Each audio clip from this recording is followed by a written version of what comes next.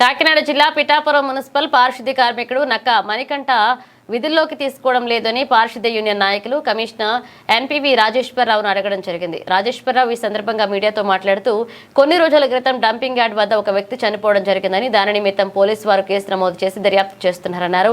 దీని కారణంగా విధుల్లోకి తీసుకోవడం ఆలస్యమైందన్నారు. ఇక సోమవారం నుండి విధుల్లోకి తీసుకుంటామని, పట్టణంలో పారిశుద్ధ్య లోపం లేకుండా పారిశుద్ధ్య కార్మికులు పనిచేయాలన్నారు. కార్మికులకు ఎటువంటి కష్టం వచ్చినా నన్ను కలిసి తెలియజేయాలన్నారు. కార్మికులు పనిముట్లు తక్కువగా ఉండడం వలన అనుకున్నంత స్థాయిలో పని పూర్తి అవ్వట్లేదన్నారు. దీనిపై వెంటనే స్పందించి పనిముట్లను తొందరగా సమకూరుస్తామని హామీ ఇచ్చారు. కార్యక్రమంలో సిపిఎం నాయకులు సాకా రామకృష్ణ మరియు యూనియన్ నాయకులు పారిశుద్ధ్య కార్మికులు పాల్గొన్నారు. ఈరోజు టీఎల్ఎఫ్ వర్కర్స్ అనేటువంటి నక్కా మణికంఠ, అదేవిధంగా వారి యొక్క యూనియన్ సభ్యులందరూ కూడా రావటం జరిగింది. ముఖ్యంగా ఇక్కడ రెండు విషయాలు.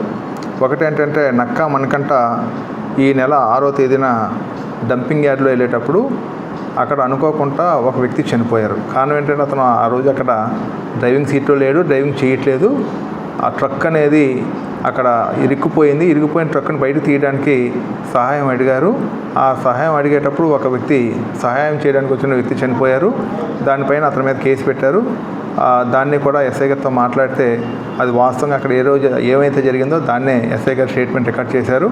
వాళ్ళకు కూడా మేము అన్ని విధాలుగా చూసుకుంటాము. అయితే అతను ఇప్పటివరకు కూడా కొంత ఆరోగ్యం బాగోలేక కానీ విషయాల వల్ల వర్కింగ్ రాలేదు. ఇటు నుంచి వస్తున్నారు. సోమవారం నుంచి అతన్ని కూడా వర్క్లో తీసుకుంటున్నాం.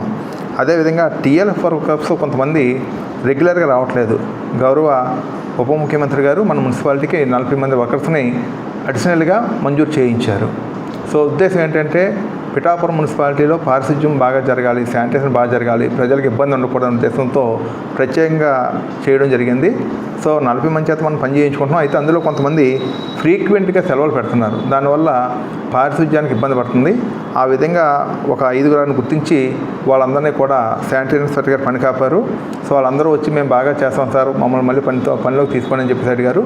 వాళ్ళందరినీ కూడా పనిలోకి తీసుకుంటున్నాం. సోమవారం నుంచి వాళ్ళకి ఒకటే రిక్వెస్ట్ చేసాం, మీరు సక్రమంగా పని చేయండి, మీకు రెగ్యులర్గా జీతాలు ఇస్తున్నాం. ఒకప్పుడు నేను రాకుండా ఇక్కడ జీతాలు 3 నెలలు పెండింగ్ ఉన్నాయి. అవన్నీ కూడా క్లియర్ చేసాము. ఇక్కడ నుంచి ప్రతి నెల జీతం ఇస్తాం, మీరు మాత్రం సక్రమంగా పనిచేయండి అని చెప్పాము. వాళ్ళ సమస్యలు ఏమున్నా సరే స్వయంగా నాతో వచ్చి మాట్లాడమన్నాం. వాళ్ళ సమస్యలన్నీ కూడా సానుకూలంగా స్పందిస్తాం. మేము వాళ్ళకి చేసినటువంటి రిక్వెస్ట్ ఏంటంటే, పారిశుధ్యం పట్ల నిర్లక్ష్యం అనేది తగదు. ఎట్టి పరిస్థితుల్లో వాళ్ళకి ఏమైనా అనారోగ్యం ఏదో వచ్చినట్లయితే మాకు ముందే చెప్పి వెళ్ళమంటున్నాము. ఆ రోజు వేరొకరిని పని తీసుకునైనా సరే అక్కడ మనకి మున్సిపాలిటీలో ఎక్కడ కూడా ఇబ్బంది లేకుండా చేయవలసిన బాధ్యత మా మీద ఉంది. కాబట్టి వాళ్ళని రిక్వెస్ట్ చేయడం జరిగింది. వాళ్ళు కూడా సహకరిస్తామని చెప్పారు. సో ఎట్టి పరిస్థితుల్లో కూడా పారిశుధ్యానికి సహకరించిన వాళ్ళందరికీ కూడా ఇక్కడ మా మున్సిపాలిటీ నుంచి ఎటువంటి ఇబ్బంది లేకుండా, శాలరీస్ కానీ వాళ్ళకి రావాల్సిన విషయాల్లో కానీ ఎటువంటి ఇబ్బంది లేకుండా చేస్తామని తెలియజేస్తున్నాం.